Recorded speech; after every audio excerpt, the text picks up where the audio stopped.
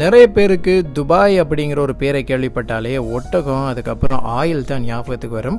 But இதையும் தாண்டி Dubai பார்த்தீங்கன்னா வேர்ல்டில் இருக்கக்கூடிய one of the largest gold மார்க்கெட்னே சொல்லலாம்.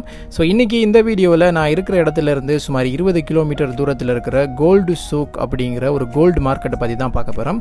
இந்த இடத்தோட வரலாறை பற்றி பார்த்தோன்னா 1900s அதாவது UAE வந்து ஒரு கண்ட்ரியாக உருவாகிறதுக்கு முன்னாடி இருந்த இந்த மார்க்கெட் இருக்குது. அதுக்கப்புறம் 1947 நிறைய இந்தியன் அதுக்கப்புறம் ஈரானியன் உள்ள வர்றாங்க. ஸோ இதுக்கப்புறம் தான் இந்த நாட்டோட கவர்மெண்ட் வந்து இதை ரெகுலேட் பண்ணி முறையான ஒரு இடத்தை உருவாக்கலாம் அப்படின்னு டிசைட் பண்ணி அதுக்கப்புறம் தான் இந்த இடத்துக்கு பேரே வைக்கிறாங்க கோல்டு சோக் அப்படின்னு.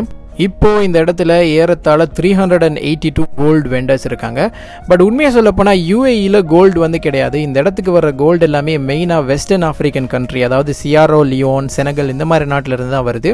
கோல்டோட தரம் ரொம்ப நல்லா இருக்கிறதுனாலையும் ப்ளஸ் இந்த நாட்டோட கவர்மெண்ட் இந்த இடத்த ரொம்ப நல்லாவே ரெகுலேட் பண்ணுறதுனால நம்பகத்தன்மை இருக்கிறதுனாலையும் எக்கச்சக்கமான டூரிஸ்ட் இந்த இடத்த கோல்டு வாங்குறதுக்கான ஒரு இடமா யூஸ் பண்ணுறாங்க.